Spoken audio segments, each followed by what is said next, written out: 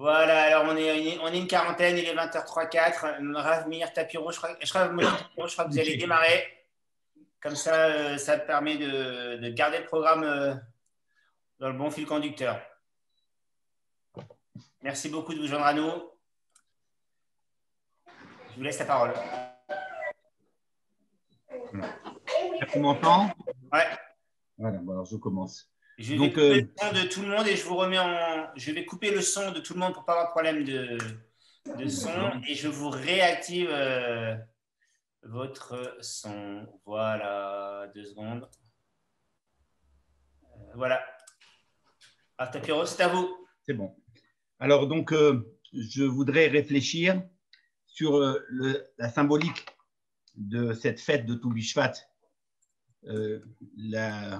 qui célèbre donc les fruits de l'arbre, et pourquoi est-ce que ça a une importance aussi marquée pour notre vie d'hommes et de juifs.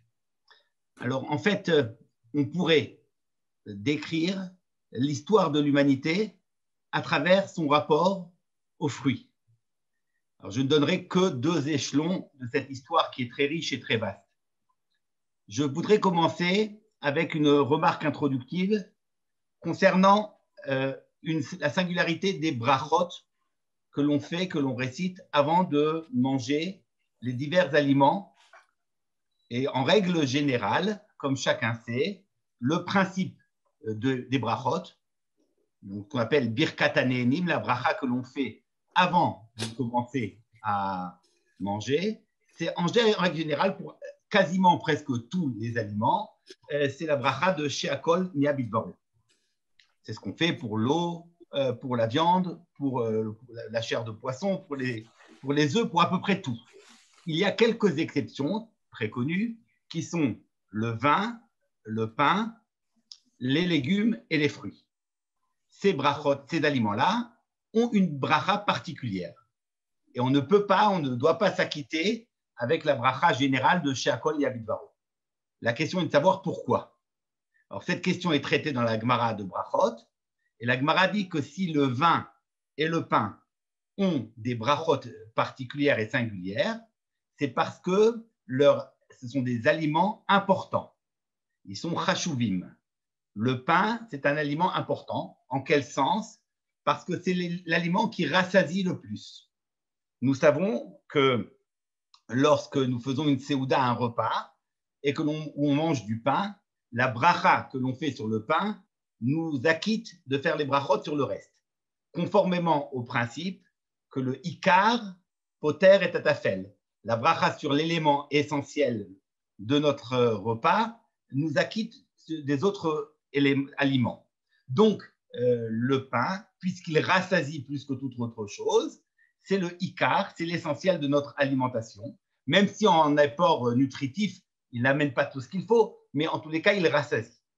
De même, pour le vin, dit la Gemara, rassasie, et en plus de cela, il a une autre particularité, c'est qu'il réjouit. Donc, il faut une bracha particulière pour le vin.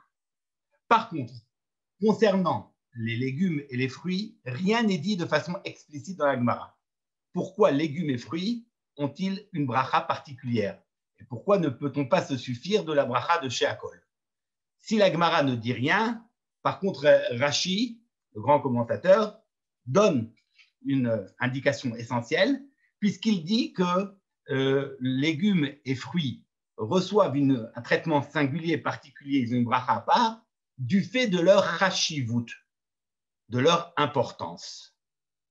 Et cela, c'est une proposition qui est reprise dans le Mishnah Berurah, mais qui pose problème, parce qu'on ne voit pas du tout en quoi les légumes sont-ils plus importants que la viande d'animal ou la chair de poisson.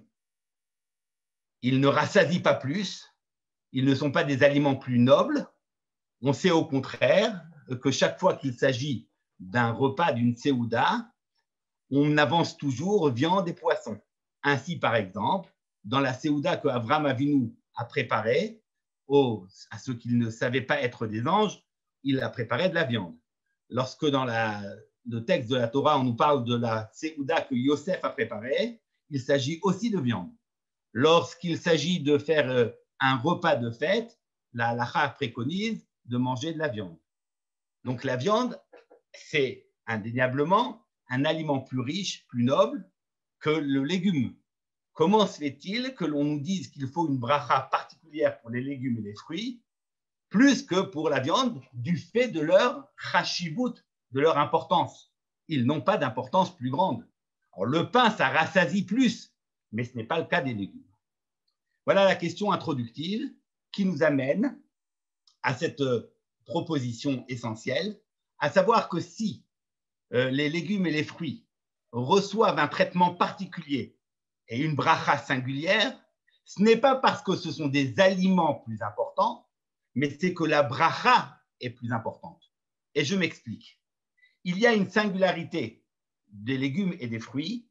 Ils sont en cela particuliers qu'ils ont été créés uniquement et exclusivement pour servir de nourriture et pour être consommés. C'est là leur seule utilité. Ce n'est pas du tout le cas du reste des aliments que nous consommons. Lors de la première parole que Akadosh Baruch Hu a adressée à Adam, il lui a explicitement posé le principe de son alimentation, en rappelant qu'il lui offre tout herbage portant graines, ainsi que tout arbre portant des fruits. Ils sont accordés à l'homme pour lui servir de nourriture. Donc les fruits et les légumes sont explicitement créés, ont pour vocation de servir de nourriture, ce qui n'est pas le cas de tous les autres aliments. Les animaux n'ont pas été créés afin de servir de nourriture à l'homme. D'ailleurs, nous savons ce texte des Chachamim qui enseigne que jusqu'au Maboul, il était interdit à Adam de manger de la viande d'animal. C'est interdit. Donc, explicitement, les animaux ne sont pas créés pour être consommés. L'eau, par exemple, bien sûr, c'est une denrée nécessaire. Elle sert à boire, mais elle ne sert pas que à la boisson. On s'en sert aussi pour d'autres tâches, comme pour se laver ou pour l'agriculture. Les œufs que nous consommons, mais ce n'est pas leur utilité première, et ainsi de suite. Donc, si nous pouvons parler d'une bracha particulière pour les légumes et les fruits, c'est parce qu'ils ont été créés pour l'homme, pour la consommation. C'est d'ailleurs pourquoi, dans l'énoncé de la bracha, concernant les légumes et les fruits, nous parlons de la bria. Boré peri haet, boré peri adama. On rappelle leur création. Ce qui n'est pas le cas pour la bracha que l'on fait pour le reste des aliments, où nous disons simplement she'akol niya bidvaro. On parle de leur présence, mais on ne se réfère pas à leur création. C'est donc là le principe de la chashivut des fruits et légumes. À partir de cela, je voudrais poursuivre et interroger la distinction qui est établie entre les fruits d'un côté et les légumes, puisque tout comme les légumes ont une bracha particulière, les fruits aussi ont une bracha particulière. On ne peut pas se contenter, lorsqu'on consomme un fruit, de dire boré peria adama. Pourtant, les fruits poussent sur la terre. Et si on s'est trompé et que l'on a dit boré peria adama pour un fruit, on s'est rendu quitte. Mais a priori, il ne faut pas faire ainsi. Et a priori, il faudrait, lorsque l'on mange et consomme un fruit, il faut une bracha particulière pour le fruit. Boré peri haet. Pourquoi est-ce que l'on n'acquitterait pas les fruits avec la même bracha que celle des légumes? Eh bien, il faut entendre ici que la distinction essentielle entre les légumes et les fruits, c'est que les légumes n'ont pas été créés exclusivement pour la nourriture de l'homme, ainsi que l'atteste cette première parole qu'Akadosh Baruch Hu a donnée à l'homme. Je vous cite le verset. Or, dit Akadosh Baruch Hu, je vous accorde tout herbage portant graines et tout arbre portant des fruits. Ils serviront à votre nourriture. Et aux animaux, j'assigne toute verdure végétale pour nourriture. C'est donc que les légumes servent pour les animaux, alors que la nourriture particulière, singulière de l'homme, ce sont les fruits. Il faut rappeler ici l'enseignement des Chachamim, à plusieurs reprises dans différents textes du Midrash et de la Gemara, qui insistent sur le fait que, avant la faute de Adam Arishon, l'essentiel de son alimentation c'était les fruits et non pas les légumes.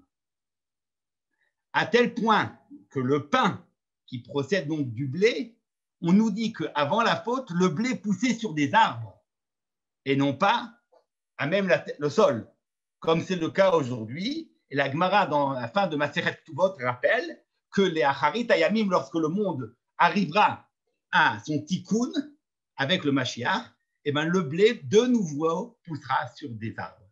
Ça signifie que, de façon fondamentale, le rapport de nourriture de l'homme doit être avec un fruit et non pas avec des légumes. Donc, si on veut signifier la chute de Adam Arishon, la chute de l'humanité suite à la faute, ça peut se dire de façon très simple, c'est que avant, on mangeait essentiellement des fruits, maintenant les fruits ne servent que comme dessert. Et que l'essentiel de notre alimentation, ce ne sont pas les fruits, mais les légumes. Et ça, c'est une situation due à la faute. C'est une situation qui, pour l'homme, est catastrophique. Parce que normalement, la nourriture qui lui convient et qui lui sied le mieux, ce sont les fruits des arbres. Alors, passons de façon très, très rapide les diverses différences qu'il y a entre les fruits et l'arbre pour signifier justement cette humanité plus grande qu'il y a dans le fruit que dans le légume, pour montrer précisément que dans toutes les dimensions du fruit, il est inscrit sa plus grande proximité avec l'homme. D'abord, l'esthétique. Les fruits, c'est toujours beaucoup plus beau. La forme du fruit est plus belle que celle d'un légume. Il y a aussi la variété de couleurs. La variété de couleurs, alors, si vous avez ce soir consommé les multiples fruits que nous avons, on voit une variété de couleurs qui nous change bien des 2-3 couleurs que l'on retrouve dans les légumes. L'intérieur du fruit est beau, ce qui n'est jamais le cas, ou presque jamais le cas, d'un légume. Enfin, la densité du fruit, elle est plus légère, moins lourde, comme si c'était plus spirituel et moins matériel.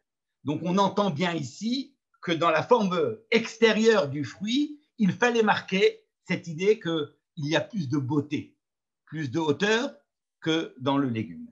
Mais surtout, le fruit pousse sur un arbre.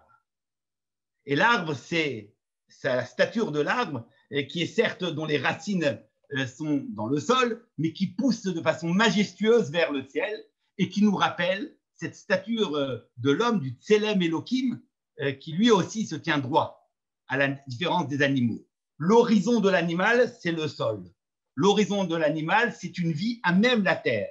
L'horizon de l'homme, c'est comme dans le rêve de Yaakov, où il aperçoit cette échelle plantée sur terre parce que l'aventure humaine se déroule à même la terre. Évidemment, c'est ici, sur terre, que nous déroulons notre aventure, mais Rocho Magia Shamaïma. Mais cette échelle qui est représentant de la vie de l'homme, elle perce les cieux. Cette hauteur, cette dignité, cette transcendance de l'homme, elle se retrouve dans l'arbre, qui lui aussi a cette majesté de cette stature qui perce les cieux. Enfin, dans l'arbre des fruits, ça se mange sans effort, ni en amont, ni en aval, ce qui n'est pas le cas des légumes. On n'a pas de travail à produire. Une fois que l'arbre est planté, il donne ses fruits chaque année. Alors que pour les légumes, c'est à chaque fois qu'il faut retravailler le sol. Et puis, en règle générale, la majorité des légumes ne sont pas consommables en l'état. Il faut les cuisiner, alors que les fruits sont consommables immédiatement. Comme pour dire que dans l'état idéal d'un homme avant la faute, sa nourriture doit lui être accessible de façon immédiate, sans l'effort du travail, lequel travail fait partie justement de la malédiction due à la faute. Voilà pourquoi le fruit, c'est par excellence la nourriture de l'homme. Et je terminerai sur ce dernier point qui est peut-être le plus important, c'est que la différence entre le fruit et le légume est ainsi signifiée dans la Gemara de Brachot, lorsqu'elle s'interroge sur toutes sortes d'espèces. Et elle se demande si ce sont des fruits ou des légumes, elle nous donne le critère pour différencier légumes et fruits. Le légume, c'est un aliment que lorsque l'on mange, on le détruit. Il ne reste plus rien. Tandis que est considéré comme fruit tout aliment qui pousse sur un arbre, c'est-à-dire que lors même que tu manges le fruit, l'arbre est toujours là et qu'il continue à produire. C'est évidemment une image sur les deux modalités d'existence qui s'offrent à l'homme. Soit une existence qui est destructrice, une existence vouée à la mort, non pas cette mort que nous rencontrons à la fin de notre vie, mais cette mort dont nous faisons l'expérience à chaque instant, puisque chaque instant de vie est un instant mort, puisque nous nous nourrissons de cette destruction du temps qui nous donne la vie. Et comme Esav, qui peut dire Anochi Oler Lamout, je suis un être qui va vers la mort, au présent. Et ça, c'est manger des légumes. Manger des légumes, c'est-à-dire se nourrir, avoir un rapport au monde qui est jouissance, certes, mais qui est totale destruction. Tandis que le fruit de l'arbre, lui, c'est tout à fait autre chose. On le mange, on le consomme, mais tout reste encore en place. Comme cette fameuse Mishnah qui, lorsqu'elle parle des mitzvot, elle dit que l'on consomme, on a jouissance des fruits de nos mitzvot, alors que le keren, l'arbre, keren kayemet, lui, il reste toujours, jusqu'à l'éternité. Une vie qui ne soit pas une mort de chaque instant que l'on vit, mais au contraire, chaque instant qui s'inscrit dans une éternité et dont la jouissance n'est pas destructrice, ça c'est le symbole même d'une alimentation qui est celle du fruit de l'arbre et non pas du légume. Donc en fait, ce qui s'est passé après la faute, c'est précisément que l'homme a été voué dans cet échec terrible qui était celui du Chet à partager la même nourriture que l'animal. Et désormais, il mange lui aussi des légumes, et c'est l'essentiel de son alimentation, ce sont les légumes et non pas les fruits. Tou Bishvat nous rappelle que malgré tout, nous avons encore et toujours un rapport aux fruits. Et que cette grandeur d'antan, cette grandeur de Adam, nous constitue au présent. Et que certes, si nous avons lamentablement échoué à un moment ou l'autre dans notre vie, nous devons toujours rester fidèles à cette hauteur d'un projet, le projet de Adam dans toute sa pureté, dans toute sa grandeur, qui est représenté à travers l'alimentation du fruit.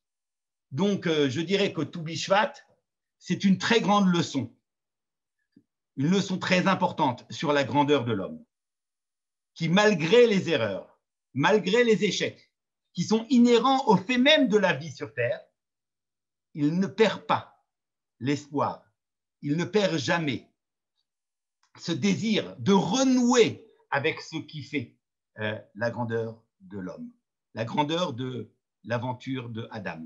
Cette aventure de Adam que le clan d'Israël porte avec fierté dans toutes les difficultés, dans toutes les situations, et qui fait de lui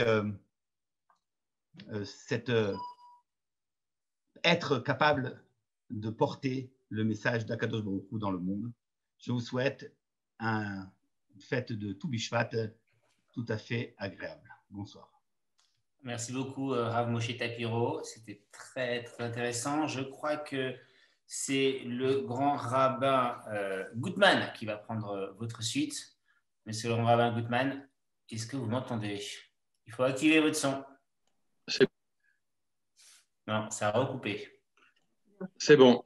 Je crois que c'est bon ça. Voilà, on vous entend bien. Bonsoir. Gutman, c'est à vous la parole.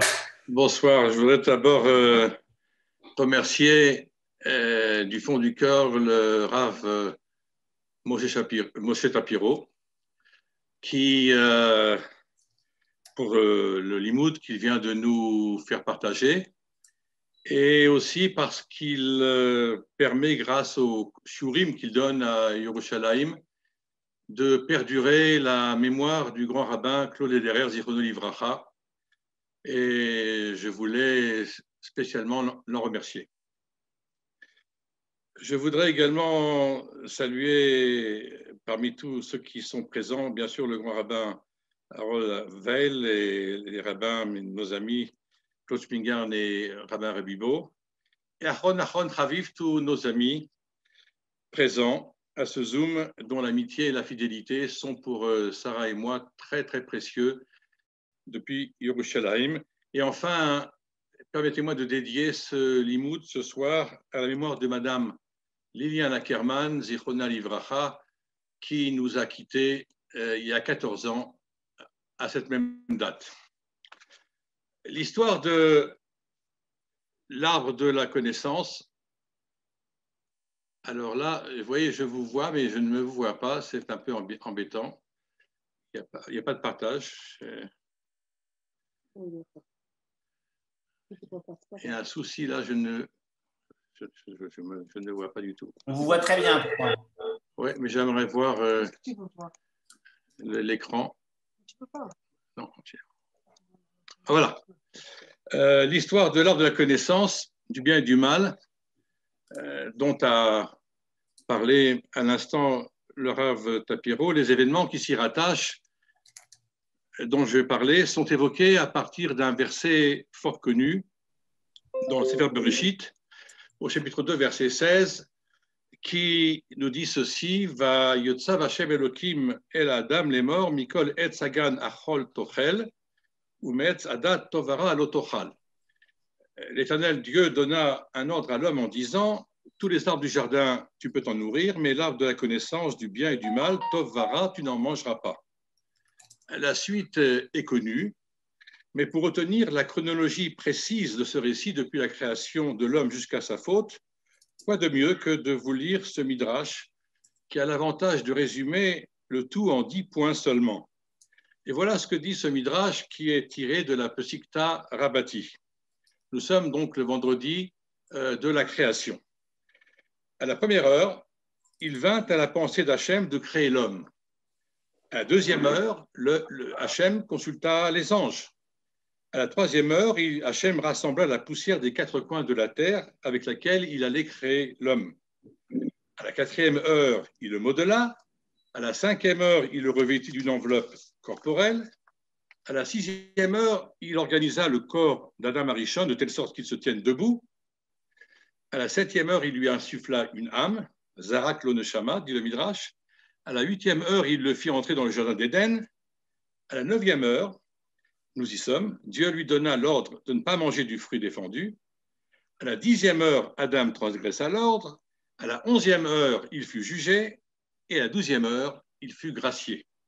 Ce Midrash ne laisse pas de nous intriguer. D'abord, parce qu'il semble, dès l'origine, une fois Adam entré dans le jardin d'Éden, qu'il était inévitable qu'il tombât dans la tentation de manger du fruit défendu.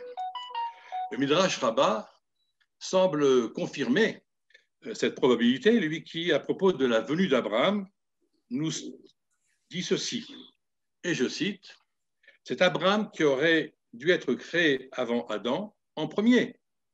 Mais Hachem s'est dit, si Abraham désobéit, il n'y aura personne pour réparer après lui. Mais en créant d'abord Adam, je suis sûr que s'il désobéit, Abraham viendra réparer le taken et remettra les choses en place. » Question: comment Hachem, qui s'étonne de l'œuvre de sa main, et même en sourit, lorsque son œuvre le défie, comme dans le fameux épisode du Tanuro chez l'Arnaï, du four d'Arnaï, en disant de sa défaite par 2 fois Yitzroni Banaï, mes enfants m'ont vaincu, ne semble en rien étonné par l'attitude d'Adam Arishon, qui lui désobéit 1 heure seulement après en avoir reçu l'ordre, comme si, quelque peu désabusé, Hachem s'y attendait. D'ailleurs, un des versets de Bereshit ne trompe pas, car pour le menacer de ne pas contrevenir à son ordre, Hachem lui dit Ki bayom ochlecha mimenu mot tumat. Car le jour où tu en mangeras, tu mourras. Hachem n'a pas dit au cas où tu en mangerais, mais le jour où tu en mangeras, comme si Hachem avait déjà prévu la suite. Alors comment expliquer qu'Hachem ait étendu le châtiment qu'il a annoncé à Adam Arishon envers la terre, qui se verra maudite avec lui suite à sa faute? Comme il est dit, Arura Adama Bavurecha. C'est ce que déclare un autre midrash. Shlosha nichnesu ladin veyatsu arba'a. Adam, Vechava, Vanachash, Venit kalela Adama imaem. 3 sont entrés en jugement et la terre a été maudite avec eux. Ce sont Adam, Ève, le serpent et la terre avec eux. En vérité, nos maîtres ont décelé dans cette histoire une préhistoire que notre lecture, souvent pressée, n'a pas toujours su voir. En effet, au cœur de la lecture des premiers versets, au verset 11 et 12 du premier chapitre de Bereshit, ils se sont rendus compte qu'il y aurait eu au moins 2 interférences entre le plan initial de la création et sa réalisation. En particulier en ce qui concerne la génération des plantes, le minéem, selon leurs espèces, telles qu'elles apparurent, comme en a parlé le Rav Tapiro, ce qui n'était pas demandé. Mais surtout, en ce qui concerne la poussée d'arbres supposés etz peri, des arbres fruits, c'est-à-dire des arbres dont le goût aurait dû être celui du fruit, et qui se sont limités à être des etz oseperi, des arbres portant des fruits. Certes, la différence entre ce que Hachem demandait, etz peri, et ce que la terre réalisa, etz oseperi, ne semble pas constituer une déviation, puisque le verset dit « Païchen », et ce fut ainsi. Et de plus, de tout ce qui fut créé ce jour-là, il est dit « Kitov », que ce fut bien.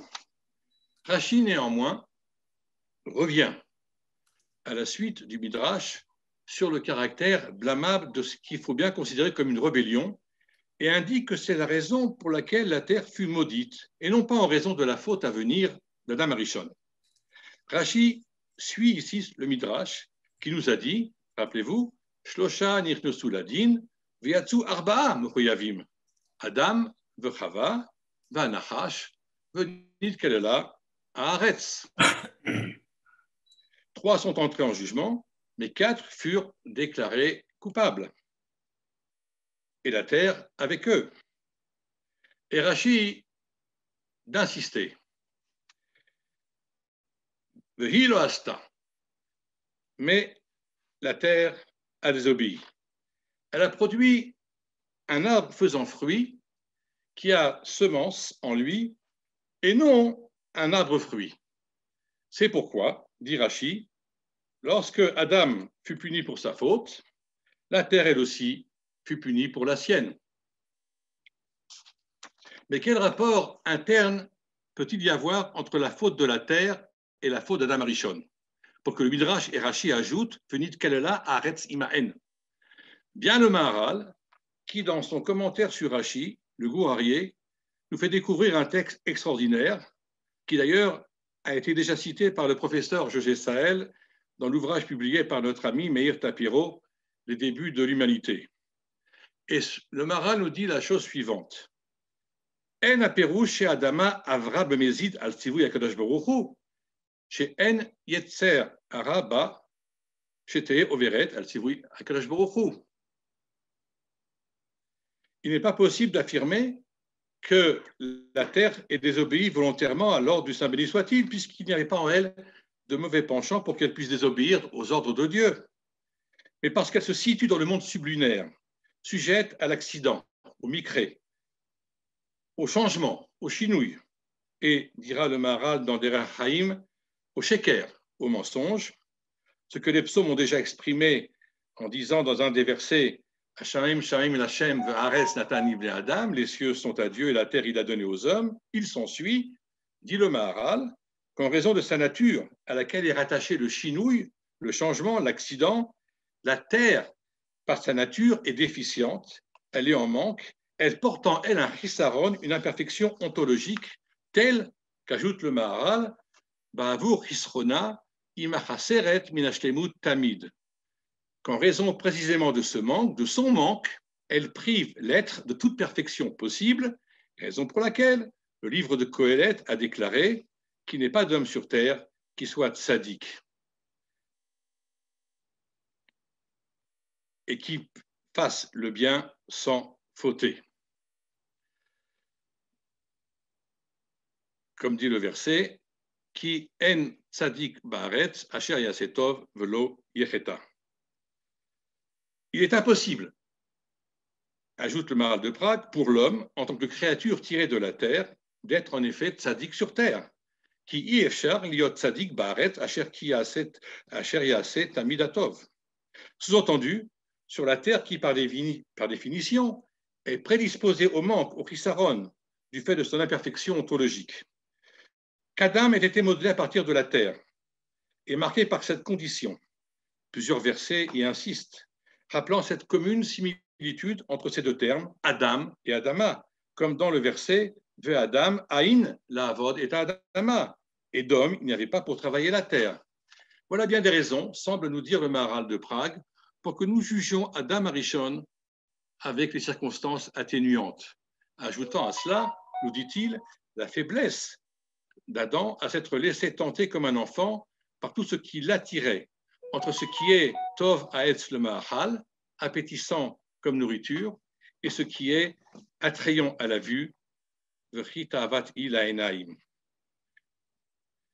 Insistant encore pour nous dire qu'il n'était pas possible pour Adam Arishon d'accomplir toutes les mitzvot que lui a enjoint son Créateur de façon optimale, qui y efshar liot à Adam tzadik ba'aretz asher ya'aseh tamid hatov v'ashlemut ba'aretz. Mais qu'avait-il de si grave finalement dans ce qui est reproché à la terre?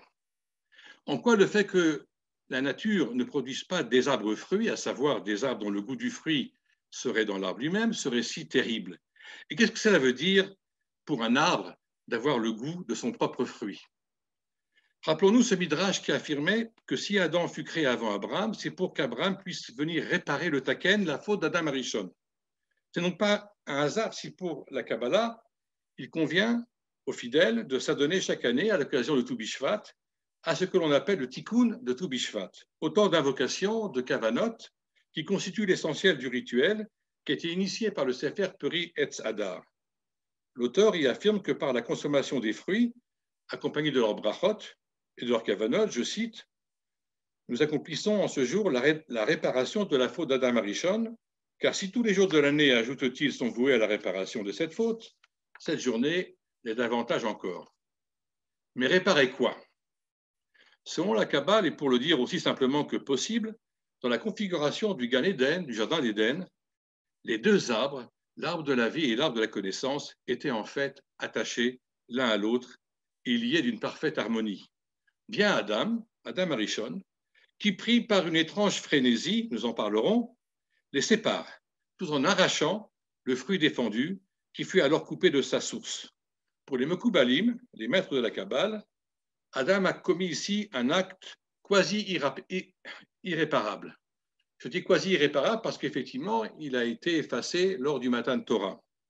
Et si nous disions qu'il était irréparable, ce serait Chas v'Shalom penser que nous avons affaire ici, l'avdil, à la théorie du péché originel. Il a été, pour reprendre l'expression typique non seulement de la Kabbale, mais du Talmud, Kotzetz Banotiot. Il a taillé, il a coupé les sarments, les plants. Une faute qui constitue, selon eux, l'archétype de toutes les grandes fautes mentionnées dans la Torah, telles le meurtre d'Abel, la génération du déluge et surtout la faute du veau d'or.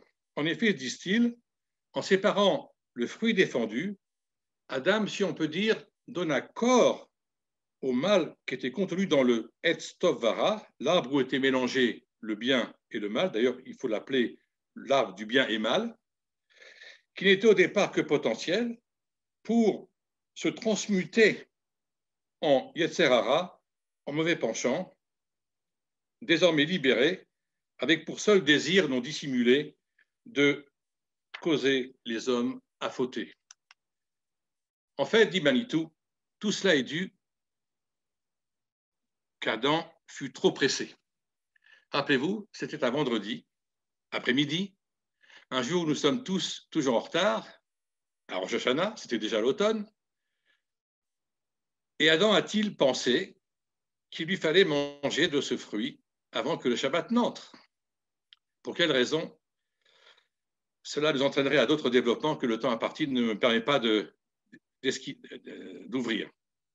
En tous les cas, dit Manitou, Adam a oublié que dans toute chose, il faut qu'il y ait un ordre, il faut qu'il y ait un seder. Et, ajoute-t-il, il lui fallut d'abord goûter de tous les autres arbres, de tous les autres fruits, comme Hachem lui a dit. Mikol et Sagan Tohal.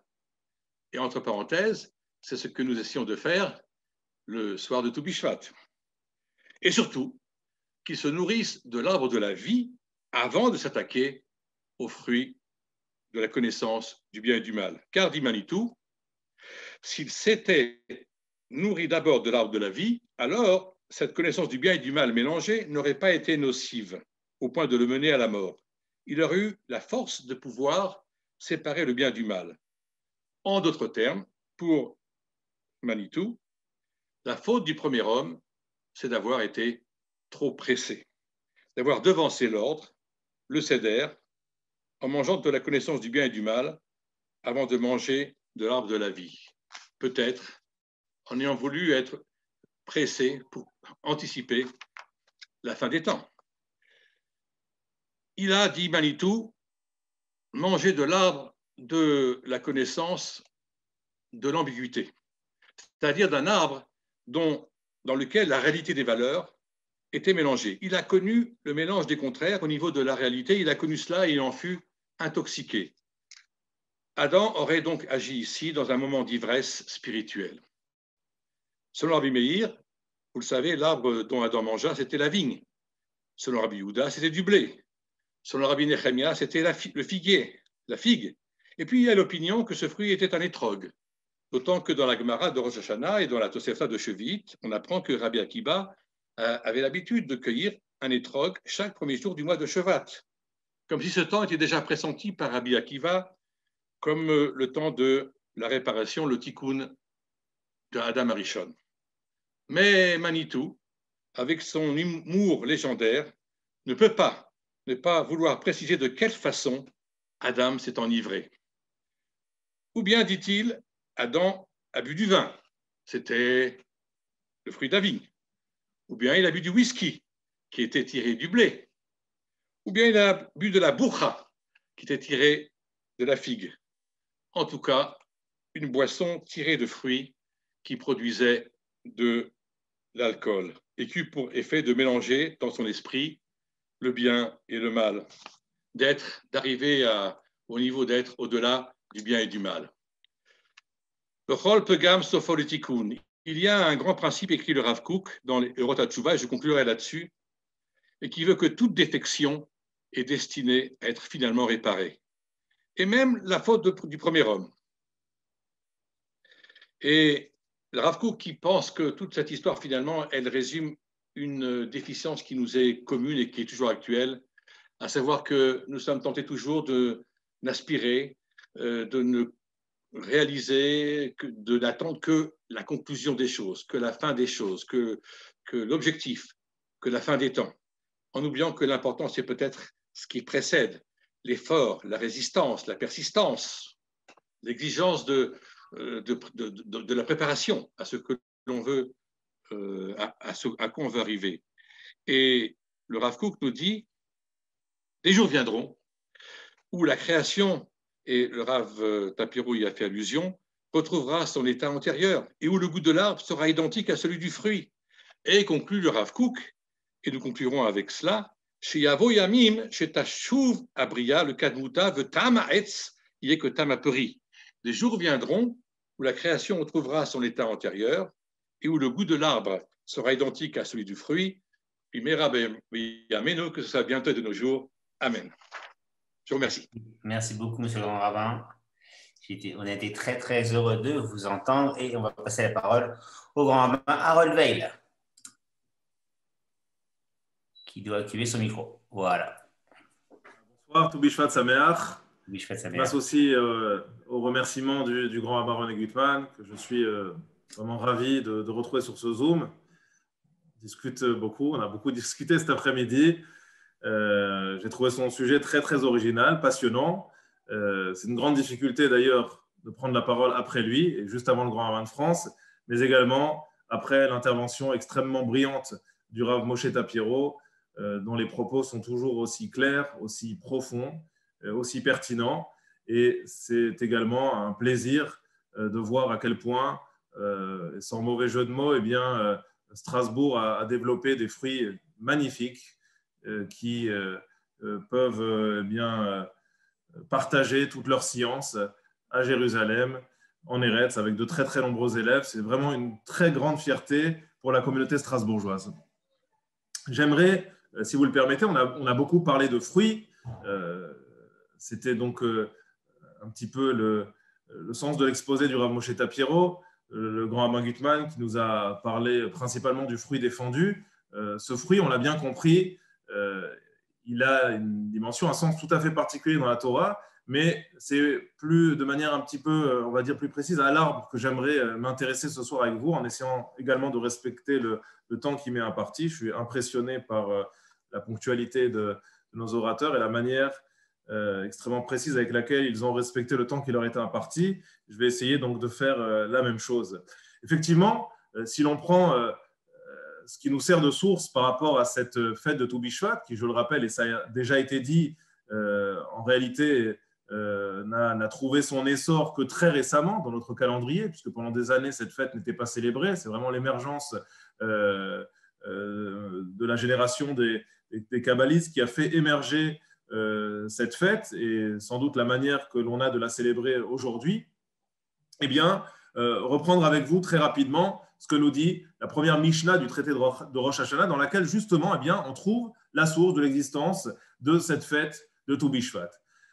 La Mishnah, au début du traité de Rosh Hashanah, partage avec nous 4 Rosh Hashanah, 4 littéralement débuts d'année qui sont à donc mettre en exergue dans notre calendrier. Il y a bien évidemment le Rosh Hashanah que nous connaissons tous, le Rosh Hashanah, la Shanim, le premier Tishri qui vient marquer la nouvelle année, mais avant ce Rosh Hashanah, la Shanim, il y a déjà un premier Rosh Hashanah, le Echad Ben Nissan. Si l'on se réfère au calendrier tel que la Torah le perçoit, c'est-à-dire en ne commençant pas à compter les mois de l'année à partir de Tishri, mais à partir du mois de Nissan, nous avons déjà un premier Rosh Hashanah, le premier du mois de Nissan, qui concerne celui-ci, et je ne vais pas m'attarder là-dessus parce que ce n'est pas l'objet de mon propos, la Melachim, les rois, la Régalim, les solennités, les fêtes. Il y a un deuxième Rosh Hashanah, Be'echad Be'elul, le premier du mois d'Elul, donc un mois avant le Rosh Hashanah que nous célébrons dans notre calendrier, le Rosh Hashanah, la Shanim, la nouvelle année juive.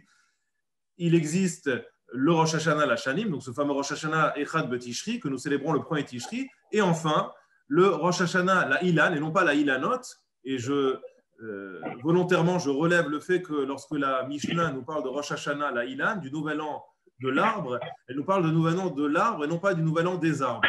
Ce n'est d'ailleurs pas le cas pour les légumes, où lorsque la Mishnah nous parle du Rosh Hashanah Betishri, elle nous fait remarquer que le premier Tishri marque le nouvel an des années, mais pas uniquement. C'est également le nouvel an, les Shmitin et la Yovlot, pour les Shmitot, l'année de Jacher et également pour les jubilés, mais aussi l'année Tia pour la plantation, Vélirakot et pour les légumes.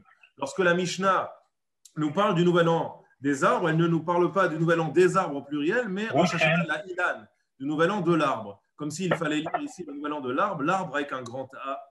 Et c'est justement au travers peut-être de cette définition que nous donne la Mishnah du nouvel an de l'arbre que j'aimerais partager certaines réflexions justement autour de l'importance de cet arbre, des qualités qui sont intrinsèques à l'arbre, et éventuellement, eh bien, au travers de ces qualités qui sont proposées par nos penseurs. Il y a un micro qui est ouvert. Je ne sais pas si c'est possible de... Voilà, merci. Et donc, peut-être au travers de ces différentes qualités qui sont tout à fait intrinsèques et tout à fait singulières donc, concernant l'arbre avec un grand A, eh bien, éventuellement, en tirer, bien sûr, des leçons pour nous les hommes. Parce que si ce n'est pas le cas, eh bien, comment comprendre que cette fête de Tou Bishvat puisse directement nous intéresser, bien sûr, au-delà des conséquences halachiques inhérentes à cette fête, qui, en réalité, d'après la Mishnah, eh bien, ne concerne que les différents prélèvements et dîmes à effectuer sur les fruits. Or, si aujourd'hui cette fête est rentrée dans les mœurs, si nous la célébrons avec autant de face, c'est bien évidemment parce que nous avons compris que cette fête, bien au-delà de ses conséquences purement halachiques et techniques sur les prélèvements et la dîme, concerne directement l'homme. La première grande différence, elle n'a pas été directement citée par le Rav Moshe Tapiero, elle a peut-être été suggérée, c'est ce que nous dit la Gemara dans Brachot à propos de la distinction qui existe, puisque le Rav Moshe Tapiero a abordé le sujet des Brachot, des bénédictions que nous récitons sur les fruits et sur les légumes, et il a fait remarquer que si jamais nous avons récité la bracha de Boré Peri Adama, celui qui crée le fruit de la terre sur un fruit eh bien, nous nous rendons quitte de la mitzvah de réciter une bénédiction. Pour autant, le Rav Tapiero a rappelé qu'il existe une bracha, une bénédiction particulière inhérente aux fruits.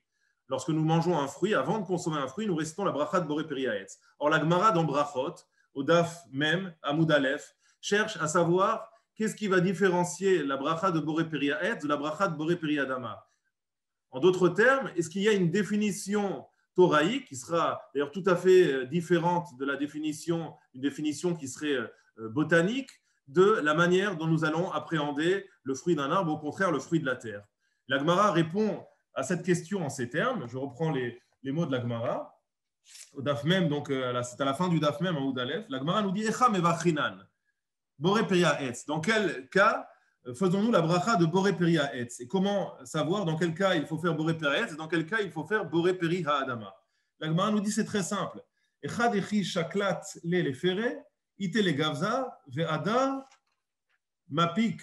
Lorsque nous consommons du fruit d'un, lorsque nous enlevons le fruit de l'arbre, lorsque nous détachons le fruit de l'arbre et que, eh bien, la branche de laquelle nous avons détaché ce fruit, ou en tout cas ses racines vont continuer, elles, à produire des fruits l'année suivante, eh bien, Adar Mapik, c'est-à-dire qu'elle est en mesure de nouveau de produire des fruits, eh bien, nous récitons la bracha de Boré Peri Haetz. Lorsqu'en revanche,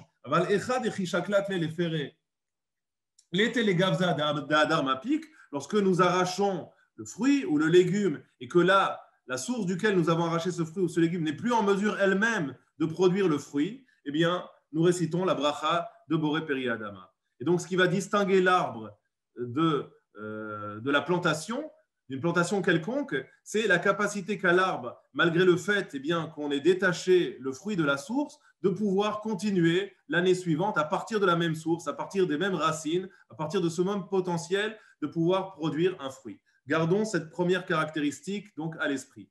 La deuxième caractéristique que l'on peut retrouver au travers des commentaires de nos sages, qui concerne l'homme, c'est la stature de l'arbre. Et effectivement, il y a une Tosefta dans le traité d'Orla qui rappelle que l'arbre se distingue des autres légumes et peut-être du reste de la végétation par le fait que Godel les Gova, qu'il a cette majestuosité que le Rav Tapiero a également rappelé dans son exposé, cette stature, cette capacité à se tenir debout, qui bien sûr caractérise également l'être humain, et c'est l'objet de mon intervention, c'est de faire le rapprochement justement entre ces différentes caractéristiques de l'arbre et l'être humain.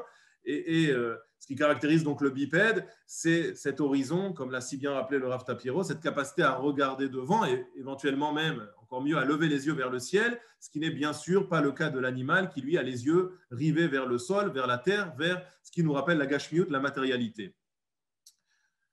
Donc voilà la deuxième caractéristique que je vous invite à retenir pour pouvoir la mettre en perspective avec, bien évidemment, l'homme.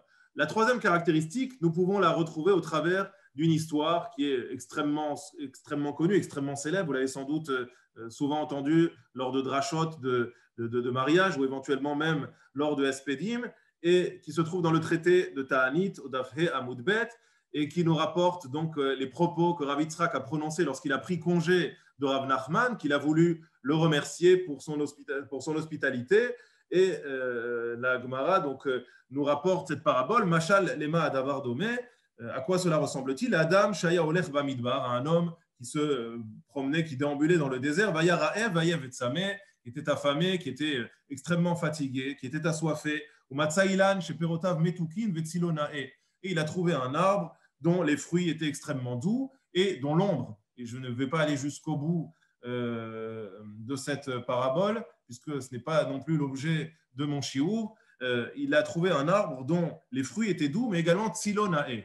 Cette parabole met en exergue une nouvelle caractéristique concernant l'arbre, c'est sa capacité à produire de l'ombre. Et nous verrons dans un instant quelle est la singularité de l'ombre par rapport à toutes les autres sortes de plaisirs qui peuvent exister et du rapport que nous-mêmes, en tant qu'hommes, entretenons avec les objets de plaisir. Nous allons voir que l'ombre, en tant qu'objet de plaisir, eh bien, a une caractéristique tout à fait particulière que nous ne retrouvons pas nécessairement dans tous les autres objets de plaisir auxquels donc, un homme va goûter en courant de son existence. la quatrième caractéristique, je terminerai par celle-là, pour ne pas être trop long dans mon intervention, nous la trouvons notamment au travers de réflexions menées par les Rishonim, qui nous expliquent que l'arbre se distingue également du reste de la végétation par la caractéristique du marcottage. Et nous savons que, effectivement, en prenant, donc je ne suis pas un spécialiste en agriculture ni en botanique, mais nous savons qu'à partir d'une branche d'un arbre, eh bien, en la plantant dans le sol, il y a une capacité à pouvoir reproduire un arbre, donc à partir de ce premier arbre, à donner vie à un autre élément.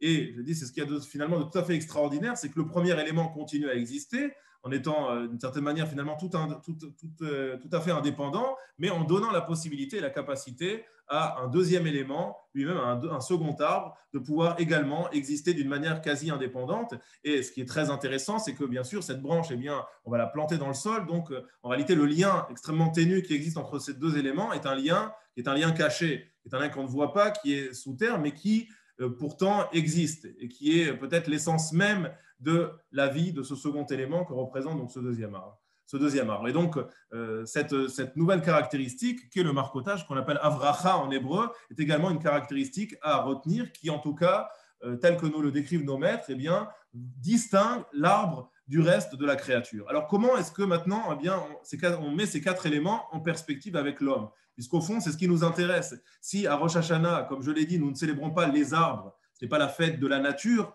contrairement à ce qu'on peut imaginer, mais c'est peut-être la fête de l'arbre. Comment est-ce que l'homme peut être en mesure de s'inspirer de l'arbre pour lui-même, pour sa vie de tous les jours? Et bien sûr, je fais référence également, je ne peux pas faire l'économie de ce fameux pasouk dans le Parashat Shoftim, à la fin de la Parashat Shoftim, au Perek Kaf, pasouk Yutet, qui nous dit Kitatsur Elir Yamim Rabim, lorsque tu assiégeras une ville de nombreux jours, les Ilachem Aléa pour la combattre, les Tofsa pour la conquérir, l'Otashrit et Tetsa, tu ne détruiras pas son arbre, l'Indoach Alav Garzen, en abattant sur elle une hache, Kimimenu Tochal, car c'est de lui, Tochel, car c'est de lui, c'est de l'arbre que tu te nourris, Veoto Lotichot, et tu ne le détruira pas, qui est Adam et Tsasadé. On arrive donc à ce fameux verset que tout le monde connaît par cœur, la fin de ce verset, qui est Adam et Tsasadé, et qu'en réalité on traduit souvent par une question rhétorique, qui est Adam et Tsasadé, l'avons une panecha bamatzor, car l'homme est-il, c'est une question, c'est comme ça en tout cas qu'on a l'habitude de traduire, car l'homme, et c'est comme ça que Rashi nous invite à traduire, car au fond l'homme est-il un arbre des champs pour que eh bien, tu puisses pour qu'il rejoigne donc devant toi le ciel. Donc l'arbre étant dans l'incapacité lui-même de fuir, eh bien, tu te dois toi-même de le protéger. Et ce n'est pas la traduction, et ce verset a été énormément discuté, ce n'est pas la traduction que propose le Ibn Ezra, qui est d'ailleurs rejoint là-dessus par le Ramban, qui lui propose une traduction littérale, vraiment de ce passage, qui n'est non pas une question rhétorique, mais plutôt de nous dire effectivement, l'arbre et l'homme est un arbre des champs. Et plus précisément, à partir du moment où l'arbre nourrit l'homme, eh bien, effectivement, l'homme, d'une certaine manière, et on connaît tous le principe, on est en quelque sorte finalement un petit peu de ce que nous mangeons, eh bien, à partir du moment où l'homme se nourrit de l'arbre, l'homme a cette proximité avec l'arbre qui fait qu'on peut tout à fait traduire ce verset littéralement, c'est ce que nous dit le Ibn Ezra, comme qui Adam et Tsasadé, oui, l'homme est effectivement littéralement un arbre des champs. Donc, comment mettre en perspective ces différents éléments avec l'homme? Je vais être le plus rapide possible. La première notion est extrêmement intéressante. Ça me rappelle la notion qui est décrite par la Gemara dans le traité de Brachot, c'est-à-dire cette capacité pour un arbre à donner des fruits d'année en année, malgré le fait qu'il ait une période d'interruption où on a l'impression qu'il se meurt, eh bien, malgré tout, la capacité qu'il a à bourgeonner, à fleurir d'année en année, à partir des mêmes racines, eh bien, nous invite à réfléchir le potentiel qui existe également à l'intérieur de l'homme. Et également, cet antagonisme qui est vraiment extrêmement intéressant entre la force d'attraction universelle qui existe, qui a été introduit par Dieu dans le monde, qui fait que eh bien, les hommes, comme tous les objets, sont attirés vers la terre. On parlait tout à l'heure de l'animal qui regarde vers le sol, mais en réalité, il existe une force d'attraction qui attire l'homme également, et bien heureusement, parce que, je l'ai dit, sans cette caractéristique, il ne pourrait pas survivre, mais en tout cas, il est attiré naturellement vers le sol, et donc bien sûr, il y a ici une idée d'être attiré vers ce qui nous rapproche de la matérialité, et bien la capacité de l'homme à produire une force antagoniste qui, elle, va aller du bas vers le haut. eh bien, cette force-là, on la retrouve chez l'arbre au travers de cette sève qui commence à remonter dans l'arbre durant la fête de Tohu Bishvat, donc une force contraire, une force antagoniste qui, elle, part du bas vers le haut, qui est contraire à la force d'attraction universelle et qui va permettre à cet arbre de se régénérer et de pouvoir à nouveau donner des fruits. Eh bien, cette force-là, cette force antagoniste qui permet à l'homme justement de s'extraire de cette matérialité vers laquelle il est naturellement attiré, eh bien, est une force à développer. C'est une force qui existe à l'intérieur de chacun d'entre nous. Et d'ailleurs, les autres rabbanim de la dynastie de Gour, je m'inspire du Pnei Menachem, qui est un des Admourim, les derniers Admourim de la dynastie de Gour, qui nous a quittés il y a un peu plus de 20 ans, mais en réalité, eh bien, tous ceux qui l'ont précédé aimaient à répéter donc à l'envi cette idée comme quoi il existe à l'intérieur de l'homme, et même lorsque nous avons l'impression que tout est mort, que plus aucune force n'existe à l'intérieur de l'homme lorsqu'il est amené à traverser des périodes extrêmement difficiles dans sa vie, et nous en traversons sans doute une actuellement, eh bien, il a ses capacités, il a ses ressources qui lui permettent de développer cette force antagoniste et de faire en sorte que cette attraction universelle naturelle soit un petit peu contrebalancée par cette capacité à faire remonter une force qui part du bas vers le haut et qui l'invite justement à regarder vers le haut. La deuxième caractéristique que j'évoquais tout à l'heure, qui est rapportée par la Tosefta dans Orla, dans la Masechet Orla, était la capacité de l'homme à se tenir debout. Là aussi, je fais référence peut-être à une autre Gemara qui nous dit qu'il y a 6 caractéristiques chez l'homme, 3 qui lui donnent une ressemblance avec les anges, 3 qui lui donnent une ressemblance avec l'animal. Parmi ce qui permet à l'homme de ressembler à l'ange, il y a bien sûr le fait de parler comme l'ange, mais il y a surtout le fait de se tenir debout. De la même manière que l'ange est capable de se tenir debout, le malach, l'homme, est également capable de se tenir debout. Donc c'est, a priori, tel que nous le voyons dans la Gemara, rapporté ici comme quelque chose d'extrêmement noble. Il donne à l'homme une élégance, une noblesse, et qu'il l'élève dans la nature. Pourtant, et c'est un petit peu la contradiction que nous nous devons ici de traiter, eh bien, d'autres textes nous rappellent à quel point une attitude hautaine, justement cette capacité que l'homme peut parfois avoir à marcher la tête haute, eh bien, peut être perçue comme une attitude extrêmement négative, extrêmement légère, et comme d'ailleurs nous le rappelle le verset, Toavat Hashem kol gevalev, Akadosh Baruch Hu, Dieu a en horreur tout celui qui se pavane justement d'une manière extrêmement orgueilleuse. Il faut bien comprendre ici que l'homme tire sa noblesse, non pas bien sûr de sa capacité à manifester de l'orgueil lorsqu'il marche, mais tout simplement à assumer ses responsabilités. Le fait de se tenir droit devant Dieu, on le voit sans doute au travers notamment de la Hamida, la manière de se prosterner dans la Hamida, où on va dans un premier temps courber les genoux, se prosterner, puis se redresser au moment où on dit Hachem, c'est finalement la capacité à conjuguer ces deux éléments, à la fois la capacité à se tenir debout, mais justement parce que nous nous tenons debout, eh bien, être capable de se prosterner. Et si l'homme n'avait pas été créé justement avec cette stature, eh bien, il ne serait pas non plus en capacité de se prosterner. Si l'homme avait été créé d'une manière où, de toute façon, eh bien, sa constitution physique ne lui donnait pas l'occasion de pouvoir, en certaines circonstances, se prosterner, lorsque cela est nécessaire, eh bien, il perdrait peut-être tout le bénéfice, justement, de ce qui lui permet d'affirmer sa grandeur au travers de cela. C'est une étape supplémentaire. La stature, le fait de pouvoir se tenir droit, eh bien, c'est peut-être la capacité d'exploiter justement cette première force que nous avons vue avant. Il y a cette force qui existe, c'est un potentiel. Lorsque ce potentiel se réalise, eh bien, l'homme s'élance et c'est donc peut-être une étape supplémentaire dans la manière qu'a l'homme de se construire, de construire sa personnalité. J'avance pour conclure. Les 2 derniers éléments, malheureusement, voilà, on n'a pas le temps de voir les choses en profondeur. Nous avons parlé de l'ombre. Je vous disais tout à l'heure que l'ombre, comme objet de jouissance, a quelque chose de tout à fait singulier, de tout à fait particulier que nous ne retrouvons pas dans les autres éléments de jouissance. C'est qu'en principe, lorsqu'un homme va jouir de quelque chose, eh bien, l'objet de jouissance disparaît. Il disparaît après avoir été consommé. Alors, je donne un exemple vraiment banal, puisqu'on parle des fruits, la consommation d'un fruit. Je le dis, lorsque vous mangez une pomme, eh bien, vous avez profité, vous avez joui de cette pomme, mais l'objet de la jouissance n'existe plus. Après la jouissance, après en avoir tiré profit. Je disais que ce que l'on voit au travers de l'ombre, c'est quelque chose de tout à fait particulier. C'est que lorsque l'homme a pu jouir de l'ombre, il a pu profiter de l'ombre qui lui est procurée par l'arbre, eh bien, cette ombre-là ne disparaît pas, cette ombre-là continue à exister. C'est la même ombre lorsque l'homme va quitter l'arbre, lorsque l'homme va s'éloigner de l'arbre, eh bien, cette même ombre est toujours présente et dit, on pourrait imaginer qu'il en est de même pour le feu, mais je dis non, même lorsque un homme vient se réchauffer auprès d'un feu, eh bien, le feu n'existe que parce qu'il y a une combustion. Donc, si on n'alimente pas avec du combustible le feu, eh bien, le feu finit par s'éteindre, ce qui n'est absolument pas le cas de l'arbre, même si, bien sûr, vous le savez, l'ombre est un jeu de lumière avec le soleil, qu'à partir du moment où le soleil se couche, bien sûr, la nuit, cette ombre disparaît par définition, mais en tout cas, il y a une caractéristique tout à fait particulière.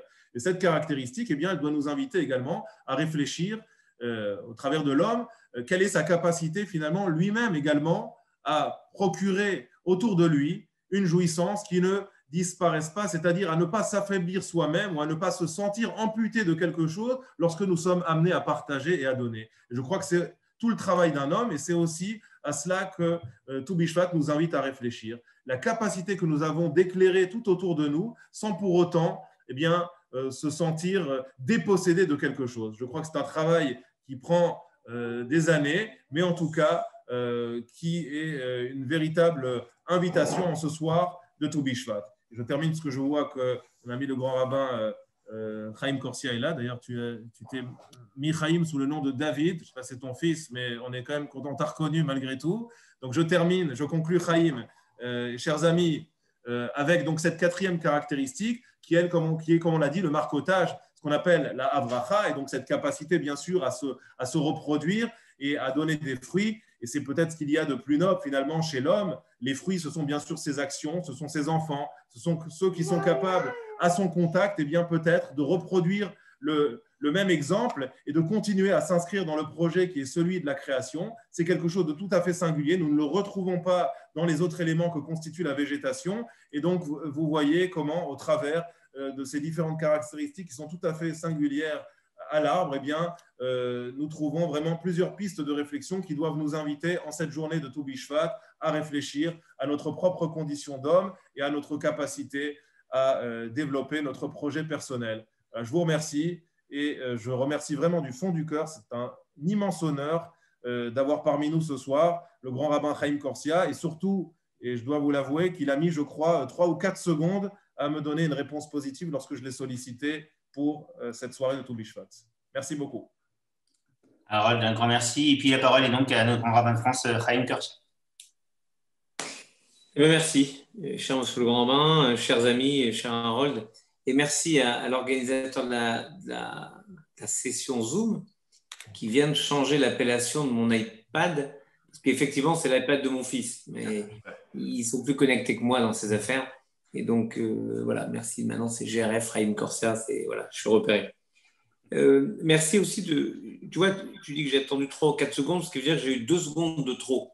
Et je trouve que ce temps de confinement, enfin en tout cas de couvre-feu, nous donne la possibilité d'aller. J'étais à la place des Vosges il y a quelques instants, puis j'étais à Boulogne, puis maintenant avec vous, puis avec d'autres communautés. On peut sillonner la France en quelques instants, et c'est finalement, il faut trouver du bien. Dans toute chose, il faut qu'on trouve du bien, même si la situation est difficile. Et je me dis que Tu Bishvat, c'est exactement ça. Et je vais probablement redire ce que d'autres ont dit, mais je vais le dire avec la gravité peut-être qui sied à la date tout à fait particulière qui est la nôtre aujourd'hui. D'abord, il y a cette percussion du calendrier grégorien par le calendrier juif. Tu Bishvat, c'est une fête joyeuse. Et encore, c'est une fête joyeuse.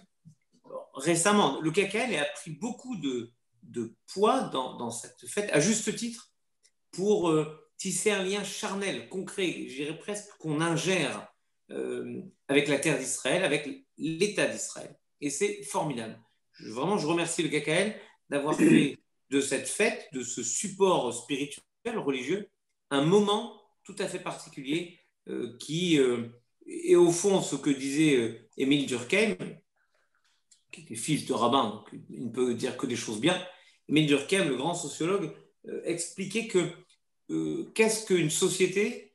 Ce sont des rites et une tribu pour porter ces rites. Et les rites avancent en fonction aussi du temps. Donc, je pense que nous avons une chance incroyable, notre génération, et peut-être celle juste avant nous, c'est que nos 2 générations vivent Tu Bishvat avec un lien, avec un État qui existe. Alors qu'auparavant, même si on avait le sentiment de pouvoir partager un lien avec Israël, c'était un lien avec un Israël idéalisé, rêvé, nous avons ce lien chaque fois qu'on consomme un fruit au moment de Tou B'Shvat, même si ce fruit ne vient pas d'Israël, c'est l'idéal, mais même un fruit qui ne vient pas d'Israël, d'une certaine manière, c'est une part de notre reconnaissance à Dieu envers la bénédiction qu'il déverse sur la terre d'Israël, sur l'État d'Israël.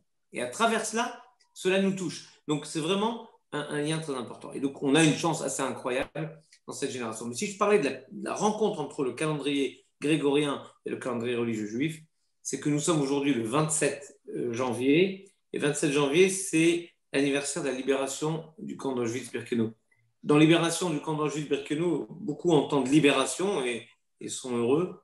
Et moi, j'entends Auschwitz-Birkenau, c'est-à-dire j'entends cette souffrance. D'abord, c'était le début des marches de la mort terrible pour tant de déportés. Et puis, c'était la découverte de cette horreur absolue que les nazis ont tant voulu cacher, y compris par la fin de la guerre avec ce qu'ils ont appelé l'opération 1005, qui consistait à cacher leurs méfaits et à ce qui montre qu'ils savaient pertinemment que ce n'était pas acceptable par le monde. Mais c'est à la fois un temps douloureux et c'est un temps, de mon point de vue, qui est en plus ajouté avec cet anniversaire que j'insiste pour qu'on garde mémoire depuis 16 ans, celui de l'assassinat d'Ilan Halimi, dans lequel, qui s'appelle Ilan, et c'était exactement le jour de Tou B'Shvat, le jour de sa mort. Et j'ai envoyé une lettre, un mot au rabbin la semaine dernière pour leur demander de rappeler sa mémoire en nos synagogues le Shabbat dernier. Et c'est pour moi exactement Tou B'Shvat. Par ailleurs, c'est les Arsaïd de ma grand-mère, auquel j'étais très attaché. Donc j'ai toujours eu une tendresse particulière pour cette fête de Tou B'Shvat. Pourquoi c'est exactement Tou B'Shvat? Parce que Tou B'Shvat, c'est le moment de l'année où on devrait le moins célébrer les fruits. On célèbre les fruits quand les fruits sont gorgés de leur sucre sur les arbres, qu'on tend la main pour les prendre. Moi, quand j'étais chez vous en Alsace, alors certes, ce n'était pas le Bas-Rhin, c'était le Haut-Rhin lorsque j'étais à la Yeshiva. Je me rappelle qu'en été, on avait les mirabelles, on avait les cerises. C'était un temps assez incroyable. Donc, si on veut vraiment célébrer la nature, on la célèbre au moment où il y a des fruits. Pourquoi la célébrer au cœur de l'hiver? C'est qu'en réalité, il faut, cher monsieur le rabbin, monsieur le grand rabbin, j'ai vu ton fils tout à l'heure, à côté de toi. Oui? Oui, tout à fait. Est-ce que tu peux lui demander de revenir quelques instants? Le dernier. Yedidia, viens. Voilà. Est-ce que tu peux demander à ton fils de bien vouloir chanter la chanson célèbre Tou B'Shvat Igia? La chanson de Tou B'Shvat Igia ou pas? Il est timide, là. Bon, alors je vais le faire à sa place, hein, c'est pas grave. Regardez, tout le monde connaît, même le petit Igia connaissait la chanson, Tou B'Shvat Igia, tout le monde connaît la suite, Tou B'Shvat Igia, Chag, la Ilanot. Et tout le monde chante, Tou B'Shvat est arrivé, c'est la fête des arbres. Mais quand on regarde bien attentivement le Talmud, dans le traité Rosh Hashanah, c'est pas marqué Chag la Ilanot, c'est marqué Rosh Hashanah la Ilan. C'est le nouvel an, non pas des arbres, mais de l'arbre. Et cette formulation étonnante fait penser au Talmud à une autre existence d'un arbre. Quel est cet arbre? Et les commentaires disent, en réalité, pourquoi c'est Rosh Hashanah Laïlan, le nouvel an de l'arbre? C'est parce qu'à Tou B'Shvat, nous prions pour que Dieu nous donne un bel arbre. Alors, quel est le bel arbre?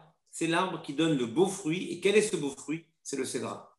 Autrement dit, ce commentaire nous explique que, au plein milieu de l'hiver, on prie Dieu pour que 9 mois plus tard, il nous offre un beau cédra pour la fête de Sukkot. Voilà l'espérance de Tou B'Shvat.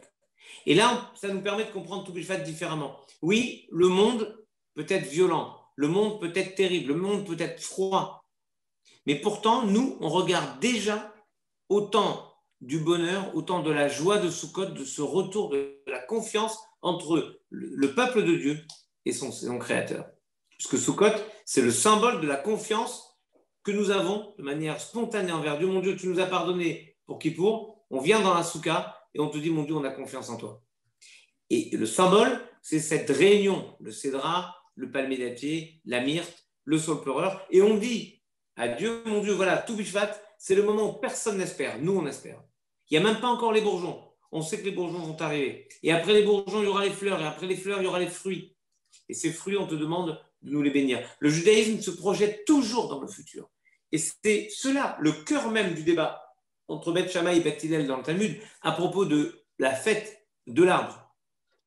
Parce que si on dit tout Bishvat, c'est déjà prendre parti pour tout, c'est-à-dire le 15. Or, le Talmud débat entre Beth Shammai et Beth Hillel. Shammai pense que le nouvel an de l'arbre, c'est le premier du mois de Shvat, comme tous les autres nouvel an sont toujours les premiers de chaque mois. Il faut un renouveau. Et Beth Hillel disent non, au cœur du mois. Au cœur du mois, c'est-à-dire en fait quand on veut. Il n'y a pas d'obligation. Il y a comme une sorte de séquençage. 15 Shvat, 15 Adar, 15 Nissan. C'est la nature, les arbres, l'arbre. Ensuite, c'est l'homme et ensuite, c'est la libération. L'homme, la joie, la capacité à vivre et ensuite la libération spirituelle, la libération de ce qu'était l'enfermement de l'Égypte. Et donc, on commence une sorte de triptyque qui nous permet d'être ce que nous sommes, d'être un peuple qui espère, qui n'est jamais engoncé, enfermé dans la situation. Il y a le froid, c'est pas grave, on rêve de l'étrogue. Il y a la souffrance, c'est pas grave, on rêve de la libération. Il y a la douleur, la peine, c'est pas grave, on se relève et on avance. J'aimais bien, cher Harold, ta formidable réflexion sur l'homme en prière, qui est un homme debout qui se prosterne. C'est pas un homme qui est prosterné, qui est à genoux, c'est un homme debout qui se prosterne. C'est exactement comme lorsque nous prions dans l'Amida, Dieu n'est pas celui qui fait revivre, il est Memitum Chaye. Dans la même phrase, le grand Mashouchna, mon maître, insistait toujours pour dire de la même façon, dans la même phrase, le même souffle, Hachem, Memitum Chaye. Il fait mourir et revivre. Et bien, de la même façon, celui qui prie et quelqu'un qui est debout et qui se prosterne, c'est pas quelqu'un qui se prosterne, c'est quelqu'un qui est debout et qui se prosterne. De la même façon, tout Bishvat, c'est le temps où on est capable d'avoir à la fois le constat des parfois terribles de la vie et en même temps cette espérance extraordinaire. La fête de tout Bishvat, c'est aussi, donc je vous l'ai dit tout à l'heure, ce lien avec Israël, c'est aussi un lien assez fort de mon point de vue avec la diversité des fruits. Je ne sais pas, pour celles et ceux qui ont un panier de fruits devant eux, vous voyez cette diversité des couleurs, de l'orange, du rouge, du vert, toutes les couleurs, des fruits, du jaune avec les bananes, des figues, les dattes, bref, toutes ces couleurs. Et j'écoutais tout à l'heure, j'étais rapidement avec la place des Vosges tout à l'heure, non pas rue des Vosges ou avenue des Vosges, je crois que c'est chez vous, mais j'étais à la synagogue, la place des Vosges, et à Paris, et j'entendais le grand Mac Hoffman dire que lorsque les explorateurs sont envoyés en mission par Moïse en Terre Sainte, il leur dit, regardez, Mizimrat Haaretz. Alors on traduit, prenez le meilleur des champs. Non, il fait remarquer que Mizimrat, c'est le champ de la terre. Zimra, ça vient de Zémer, le champ. C'est comme si les fruits étaient la symphonie de la terre. La terre qui donne toute cette diversité de possibilités, de couleurs. Parce qu'on mange aussi avec les yeux. Parce que celui qui ne peut pas voir ce qu'il mange n'est pas rassasié. Et il y a une notion importante d'avoir un beau panier pour tout Bishvat, de manger des beaux fruits, de partager ce repas avec ceux avec qui on peut le partager. Alors je sais bien que les circonstances sont un peu compliquées, mais c'est la chose la plus importante. Et si je parle des yeux, c'est parce que dans le texte que nous avons lu dans la paracha la semaine dernière, avec la plaie de Rocher, la plaie de l'obscurité, il y avait quelque chose d'assez incroyable. C'est que le Midrash nous raconte que Dieu demande aux anges, est-ce que vous voulez qu'on fasse la plaie, qu'on frappe les Égyptiens avec l'obscurité? Et tous les anges disent, oui, frappons-les avec l'obscurité. Le Midrash continue. Et pourquoi? Le Rocher Lama, le Rocher, l'obscurité, pourquoi? Pourquoi les frapper avec l'obscurité? Certains disent parce que, certains anges disent à Dieu parce qu'ils ont mis les Hébreux dans l'obscurité, d'autres parce que il fallait l'obscurité pour pouvoir que les Hébreux qui ne voulaient pas partager le destin de libération des Hébreux sortant d'Égypte puissent mourir et être enterrés sans que les Égyptiens ne le voient. Bref, il y a plusieurs interprétations. Mais j'ai vu un commentaire magnifique qui pose la question de savoir à quel point c'est injuste. Le Talmud, dans le traité Sanhedrin, page 17a, dit si un tribunal constate à l'unanimité que quelqu'un est coupable, on l'innocente. Donc normalement, puisque tous les anges ont dit à Dieu, oui, faisons Rocher, et que personne ne s'y est opposé, alors on aurait dû enlever le Rocher, l'obscurité de l'Égypte, il n'aurait pas dû être condamné par le Rocher. En fait, Il faut étudier le Talmud un peu plus loin qui dit ceci n'est valable que si tout le monde condamne cette personne pour la même raison. La même raison. Mais s'il y a des raisons différentes, alors en fait c'est une majorité augmentée, c'est une unanimité qui est la plus belle des majorités, avec des raisons différentes. Il faut c'est empêcher l'unanimisme. C'est exactement tout Bishvat. Tout Bishvat, on pourrait dire formidable, Dieu nous donne du blé, ou Dieu nous donne de l'épeautre, ou Dieu nous donne du raisin, ou Dieu nous donne des dattes. Non, Dieu nous donne la diversité. Et la diversité, c'est une façon de donner à chacun la possibilité de se reconnaître dans un lien particulier à la terre d'Israël, à l'État d'Israël. Et je crois qu'aujourd'hui, cette fête, qui est évidemment, comme toujours, une fête profondément religieuse, profondément spirituelle, est aussi une fête qui célèbre notre lien avec l'État d'Israël. Et de la même façon que tous les Juifs du monde, lorsqu'ils prient, peu importe où ils se trouvent, convergent vers Jérusalem lorsqu'ils prient, lorsque nous mangeons des fruits partout dans le monde, et peu importe si les fruits ont été, ont grandi, ont poussé en terre d'Israël ou en n'importe où ailleurs dans le monde, nous sommes reliés dans cette espérance partagée et dans ce sentiment de rendre grâce à Dieu pour ce qu'il a donné comme bénédiction sur la terre d'Israël. Pensons que dans notre prière, même si nous habitons en France, nous prions pour que la pluie tombe un moment sur l'ensemble de la terre, et en particulier sur la terre d'Israël. Et on voit bien que le moment où on prie le 4 ou le 5 décembre pour passer de Barechenu à Barechalenu, et on voit bien que c'est lié au chemin que faisaient les pèlerins. Donc on voit bien l'importance pour nous de la situation en terre d'Israël. Ce qui est formidable, c'est que c'est une fête joyeuse. Et cette année, d'ailleurs, le KKL a fait quelque chose de superbe. Ils m'ont offert un chemin de table. Un chemin de table, c'est une sorte de jeu de loi dans lequel on avance en consommant tel fruit, en buvant du vin, en prenant le raisin, en prenant la figue, la date, etc.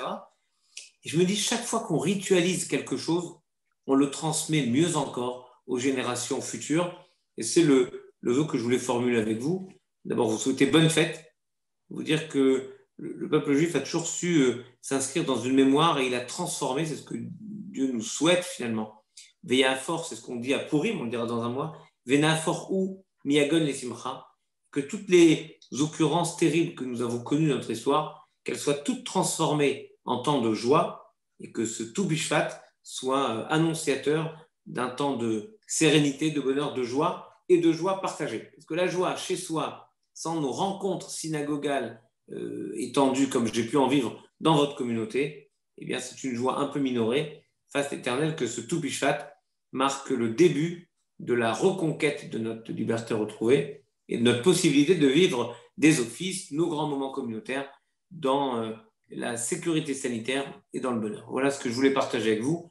Et Monsieur le Grand Rabbin, je te rends la parole avec plaisir et bonheur.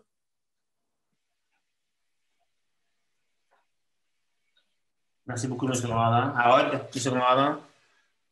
Écoute, merci beaucoup, Monsieur le Grand Rabbin de France, pour cet honneur. Je sais que même si... J'ai vu le Grand Rabbin Gutmann.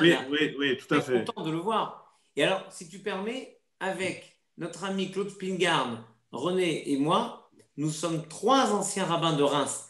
Et voilà, c'est assez formidable. Voilà. Et c'est même étonnant. Hein. Non, mais c'est marrant. Regarde, je les vois là tous les deux et je suis très content de retrouver. Je profite. Je vais pas vous laisser. Hein. Un instant, peut-être. Je voudrais profiter. On ne pouvait pas le faire. Tu n'étais pas encore là. Je ne peux plus rien faire. Pour au nom de tous, te féliciter pour ton élévation à la dignité de commandeur dans l'Ordre national des arts et des lettres. Mais c'est une chose qui honore toute la communauté juive française et au-delà. Et on souhaite que tu ailles Michael Chaïl pour l'honneur de la communauté et pour l'honneur du peuple juif. Merci beaucoup. Et on a notre ami aussi Claude Spingarn qui peut nous dire quelques mots pour conclure. Parce qu'on lui a ouvert son micro et j'aime pas passer une soirée. Mais dis-moi, Stéphane, tu changeras jamais. Voilà, la capitale des rois, on parlait de Reims, capitale des rois, et ben je lève un verre de champagne pour les 3 rabbins et leurs épouses qui ont occupé ce poste, ensuite pour l'ensemble de tous ceux qui sont là autour de nous. Chaim. Je vais finir par chanter aussi Shalom, hein, Claude. Surtout pas. Bonne soirée à tous. Monsieur le Rabbin de France, merci. Monsieur le Rabbin du Bas-Rhin, merci. Monsieur notre ancien grand rabbin du Bas-Rhin de Strasbourg est toujours présent avec nous, monsieur le Rabbin Goodman. Merci beaucoup, monsieur Moshe Tapiro. Un grand merci d'avoir introduit le sujet. Stéphane, super organisation. Merci beaucoup à tous d'avoir accepté d'être avec nous ce soir. Merci Olivier pour cette présentation. Merci à toute l'équipe du rabbinat du Bas-Rhin et à tous les invités qui ont accepté immédiatement notre invitation. Et j'espère que l'invitation sera renouvelée évidemment par notre grand rabbin Veil, mais cette fois-ci en physique pour de vrai et dans les plus brefs délais. En tout cas, c'est ce qu'on souhaite. Un tout bichouette, Sameach à tous. Tout bichouette, Sameach.